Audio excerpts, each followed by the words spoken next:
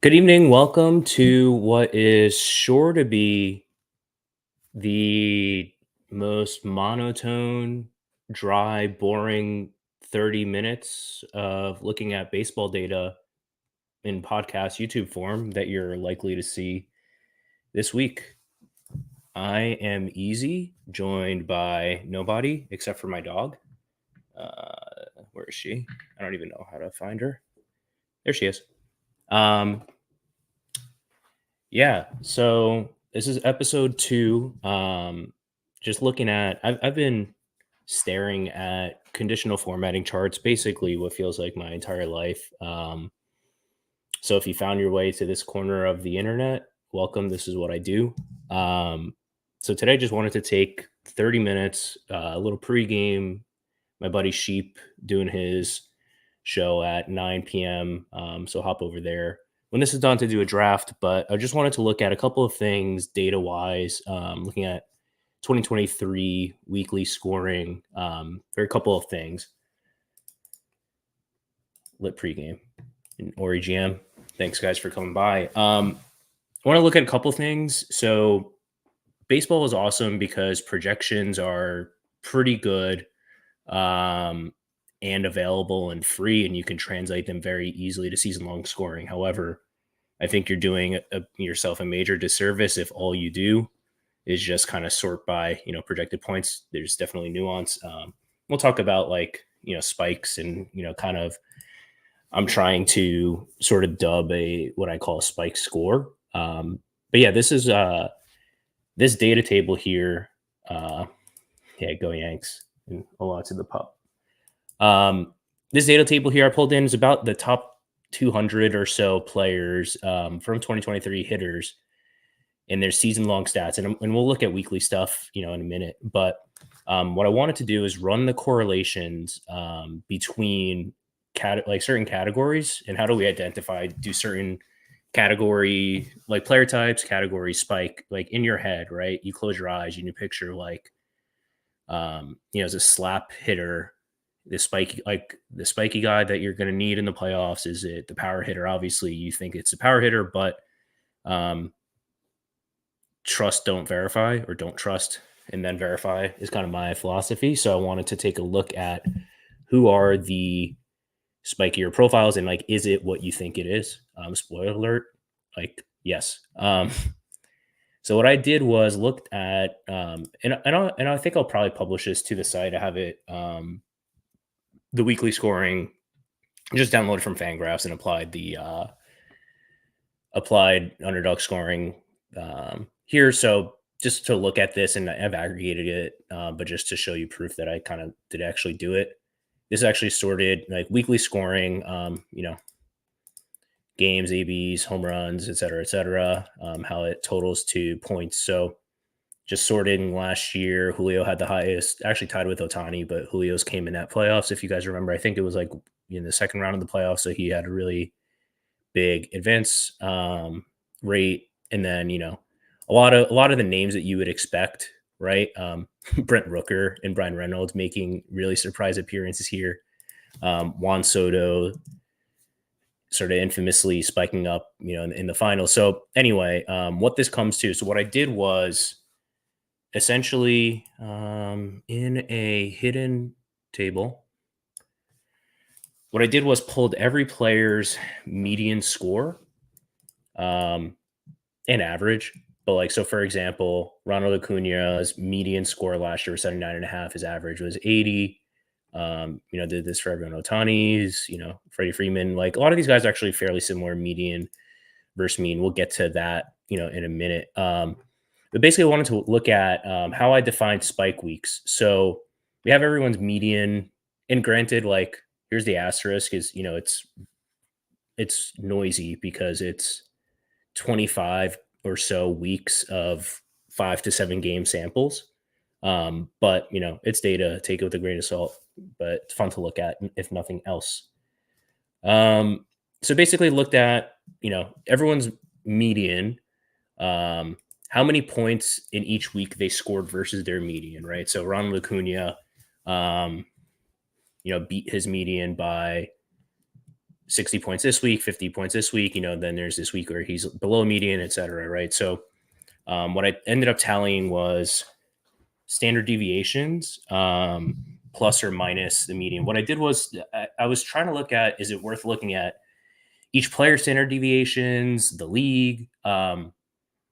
Like just looking at player standard deviation, I think it's too much noise, and B, there's just not it's just not stable enough in a 25-week sample. And looking at like one player at a time, 10 players, like the whole league, like the standard deviation of weekly scoring actually was pretty even.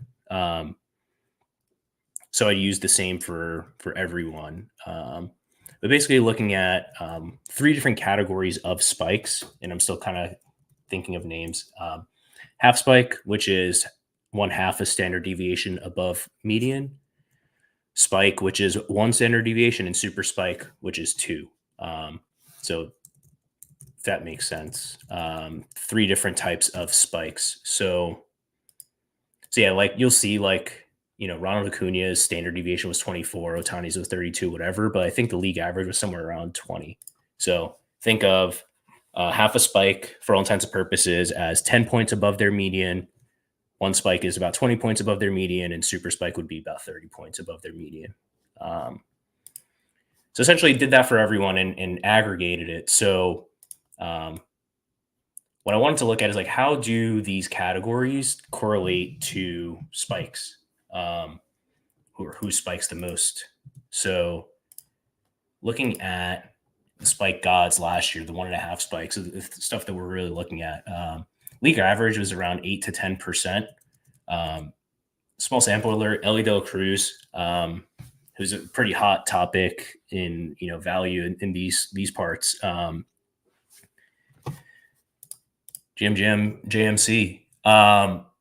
Ellie De La Cruz spiked up 25% in time. Granted, it was only, he only played 16 weeks qualified here. By the way, I also am only looking at data where a guy played 15 plate appearances in that week. So if they're like, a heavy platoon guy or something, it didn't count that week because I don't want any false negatives here. I want to just kind of look at guys that played full-ish weeks. So, top of the table here is like north of 20%. A little randomness, right? Ellie De La Cruz actually, didn't have the best year, but, spiked up. Gunnar Henderson was kind of a weird one.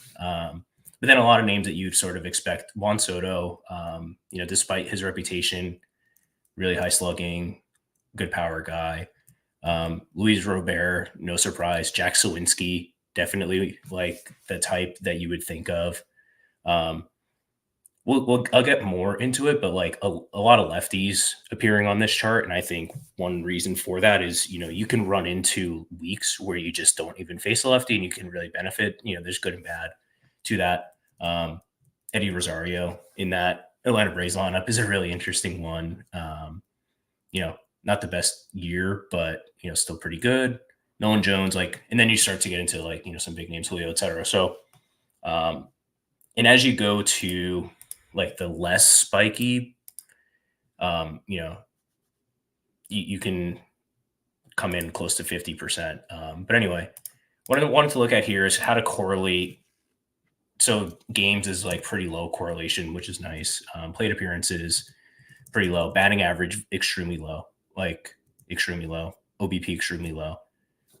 The strongest correlations, and they're not, I want to be clear, these aren't R squared. I think you just squared these to get to R squared. So it's not 0.4 doesn't mean it's 0.4 correlated. These are all relative to each other, but isolated power is kind of far and away the lead indicator, home runs and slugging.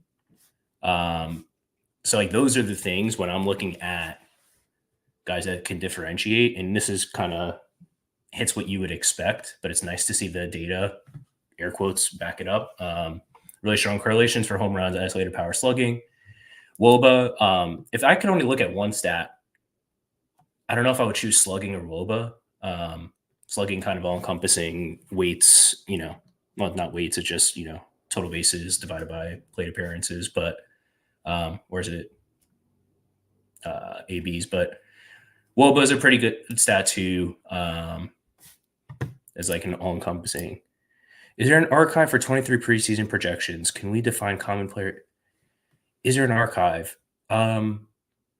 I'll have to look into that because I've been meaning to look at. I did rankings based on projections last year, and I'm curious to see how I did. Last year I tried to pull it up, but I got a bunch of like NA errors because it was linking to data that's since been updated by Fangraph. So I'm curious if there's archives for projections. I will say like all the projection tools and sites probably try and improve, right? On blind spots. Like I know Cardi's aware of, his blind spots, so to speak. But yeah, something as it relates to rookies and people with limited priors, there's just a wider range of outcomes, both in the negative and the positive. And when you're looking at, by the way, you should watch if you haven't the Cardi interview that the Second Dingers guys did. I'm sure I have a copy of. Cool.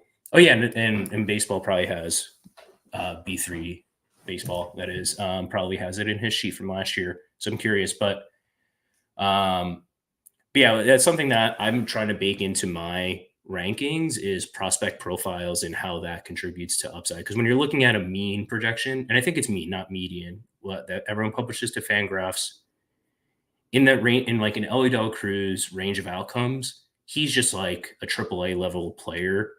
I don't know, 20% of the time, 30% of the time, and you're just like, when you average something so below par versus someone like Jose Altuve, whose range of outcomes, like, Altuve is going to be Altuve. But again, we're playing in a contest that the Dinger is 84,000 people and 500 people are going to make more than $20 in the contest. So I care much more about your ability to reach the high end. Obviously, team textures matter, etc. But that was a rant. How did we get here? Basically, the things that I like in stolen base is actually very low. Stolen base is kind of devalued. It's nice.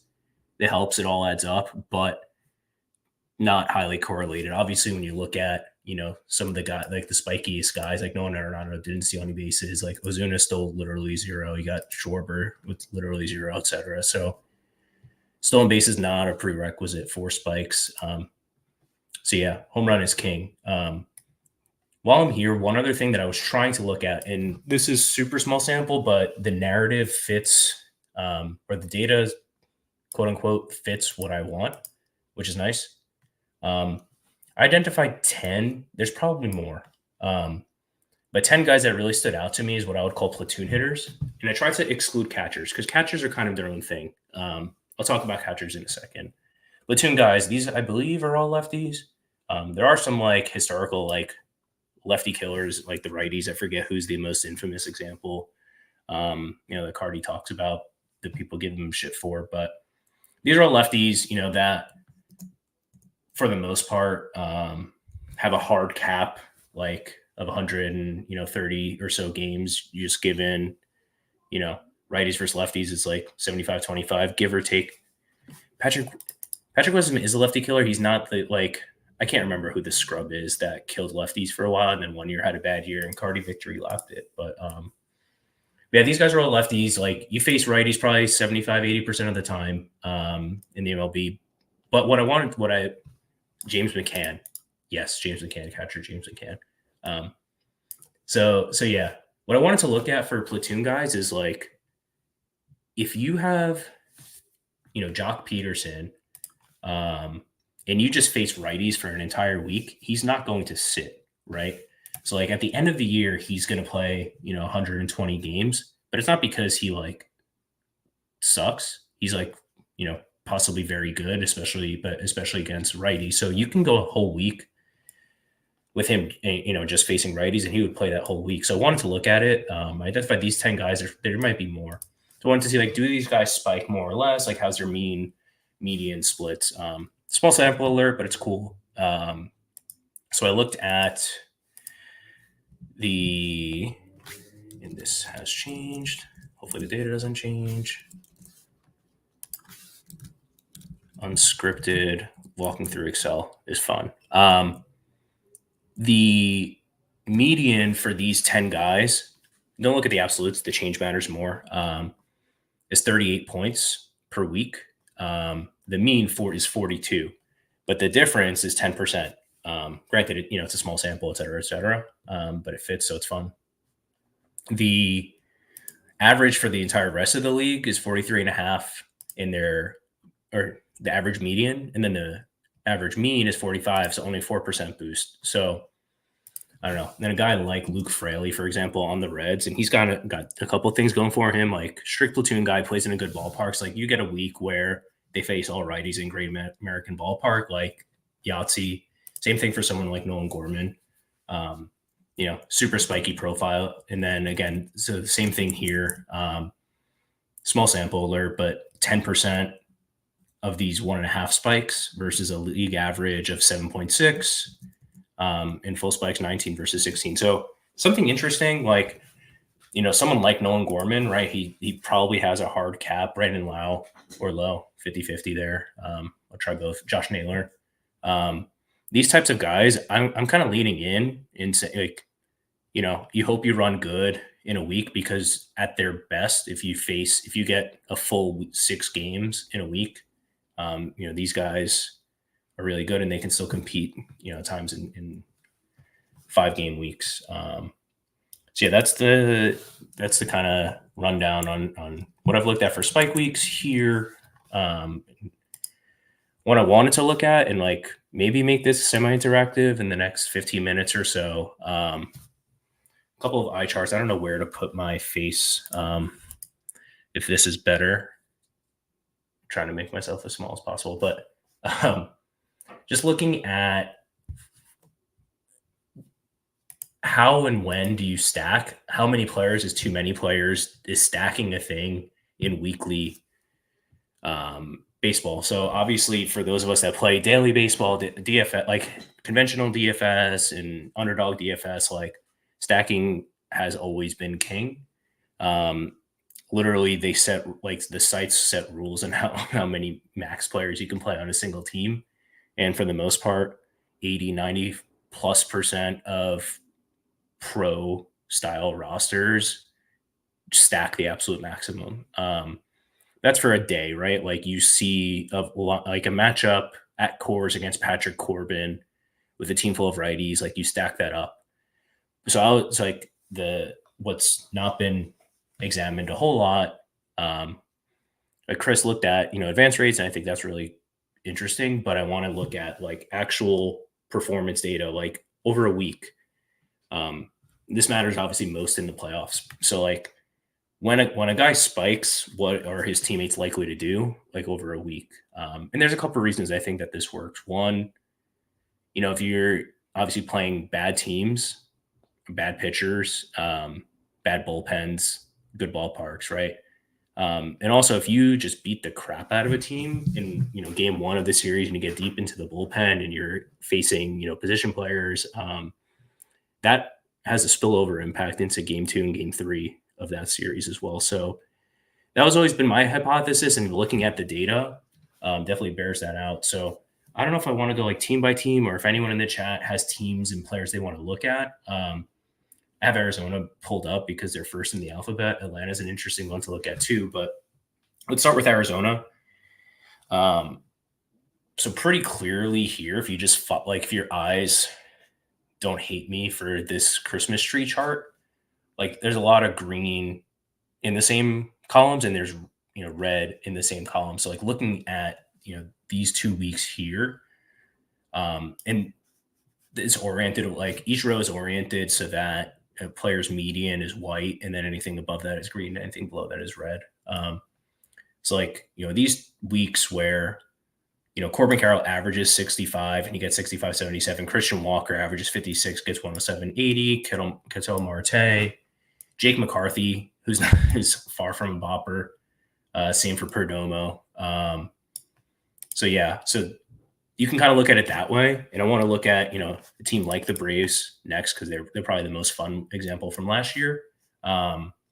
Just looking at like how many players can a stack support. It depends on the week is the lame answer, but like in this week you have probably 4 or 5 usable Diamondbacks, right? Including Jake McCarthy and Perdomo. And this week, same thing here, including Alec Thomas. a week like this one, you're happy with Corbin Carroll. Walker disappoints. Marte is good.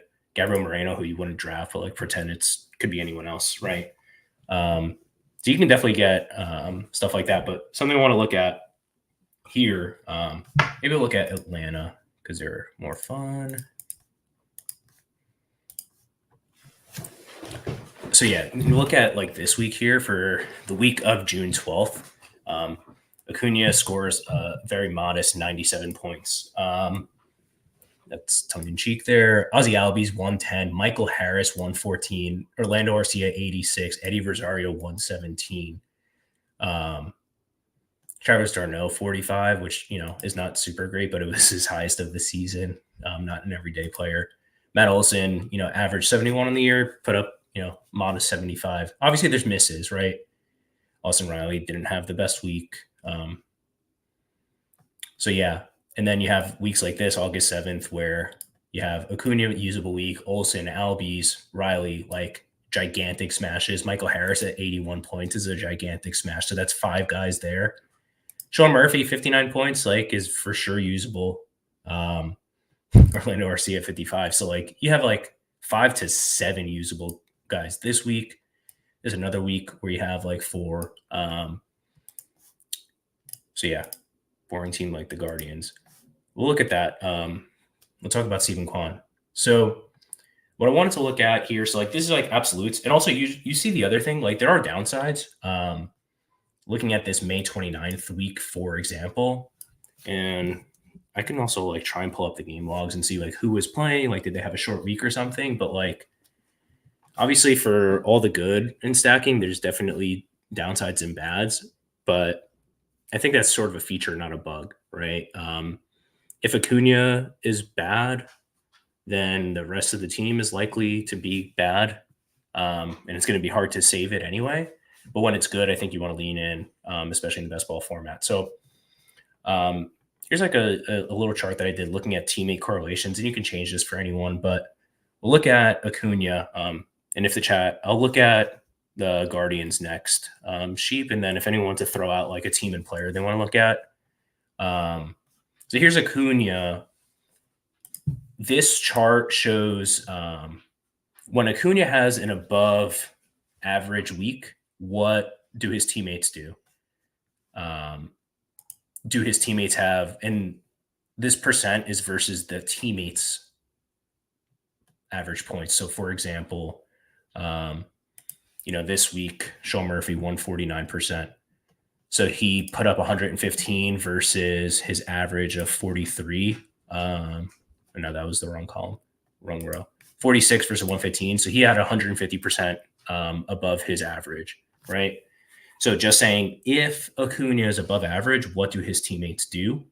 And there's a lot of green here. So like this August that we looked at, lot of positives here.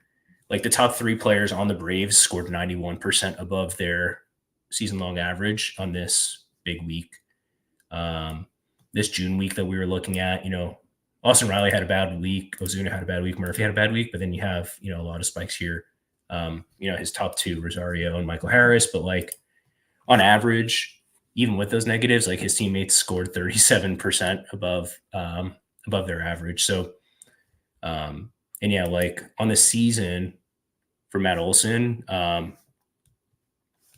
16% above his median, his average, when Ronald Acuna was above his average. So that's not a stack that you can get. So not necessarily applicable for this year, but yeah, week of May 8, Braves played 5 games, scored 9-2, 0-2-5. Yeah.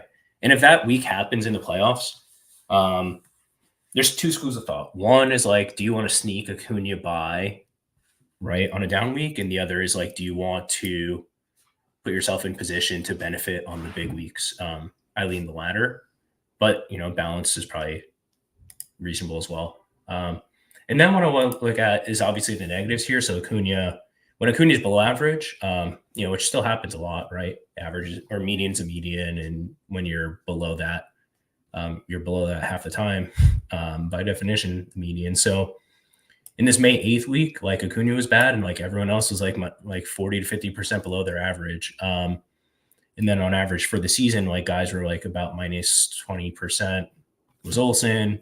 Albies a little smoother. Ozuna a little smoother. I think there's like personally, I think that there's noise in the specific teammates.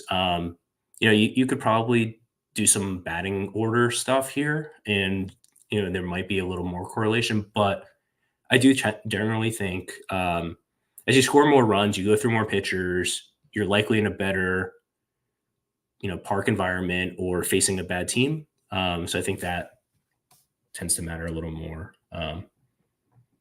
So that's one example. Let's look at a boring team like Cleveland. I guess they have Jose Ramirez as the anchor.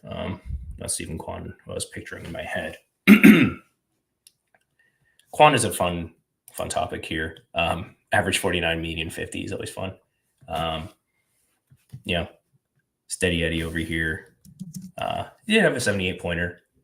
So anyway, then you have like weeks like this, right? June 5th, like if you have Jose Ramirez and you tacked on, Josh Naylor, that's something that I'm doing personally a lot, by the way. Will Brennan, like who the heck is Will Brennan? I think he's a left-handed outfielder, but Josh Bell, who ended up leaving, Ahmed Rosario, like 60-point week, etc. Like this week has a lot of green correlated, this week. So it is a little more boring. Like this week too, right? April 3rd. You have 4 Miles Straw, 82 points. Holy crap. So like even a team as boring and bad and not in a good ballpark like the Guardians, you can still get like 3 to 4 usable weeks, like one super week and like 2 or 3 usable weeks. A question we were kind of chatting about is like, how much is too much? Like from my gut, like I think 3 is on the high side for a non-elite team, but like just looking at like this, and again, it's a small sample. You get 3 guys from the Guardians. Like some weeks you even get 4. If it's the right week, like I'm not against that at all.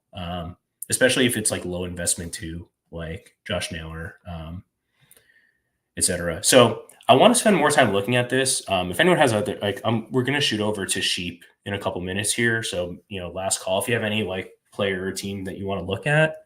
But this is something I want to continue to look at and try and incorporate in a dynamic drafting board to help quantify, if I have Jose Ramirez on my team, how much should I bump up Josh Naylor, right?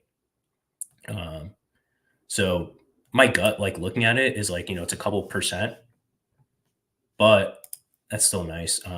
And like this, no matter like what team you choose, like Houston, look at like Jordan Alvarez is like on average is negative. That's kind of weird. But he missed a lot of time, so that's a tough one to look at. Look at Dodgers would be Freeman. I mean, we could also look at Mookie Betts. Plus 3%. Like a lot of these numbers end up being very similar. If we wanted to make this Mookie Betts 0%, like the numbers, they change, but like if I want to feel better about it and look at it in aggregate and try and apply this, help us judge players. So Nolan Jones, was a late-ish call up. Had a really insanely spiky year. So a little sample alert stuff there. Maybe we'll look at Ryan McMahon. So it's not perfect. It's not 100% Ryan McMahon, but the Rockies are an interesting one. Week of June 5th, like not super spiky. 2 homestands, August 14th. Yeah. So like this is like, I haven't looked at the playoff schedule in depth, but like if the Rockies have a 2 home week, that's obviously huge. Same for like Cincinnati to an extent. It would shock me greatly if this was not a week where they were home for at least a series, May 22. Whoa, what did I do? So yeah.